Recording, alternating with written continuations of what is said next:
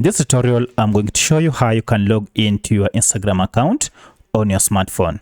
As you can see, I've just opened my Instagram account, but I'm logged out. So to log in, you have either to enter your username or email or your mobile number that you use to create your account. And then you'll also have to enter your password. So if you can't remember your username, go ahead and use your email. Or if you can't remember your email and username, you can go ahead and use your mobile number. So for my case, I'm going to log in using my username. That is my username. And then I'll enter my password. And then once you have entered your password, go ahead and tap on login.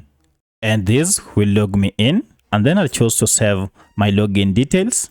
And now my password has been saved. And now the next time I go to Instagram, I'll not need to enter my username and password again.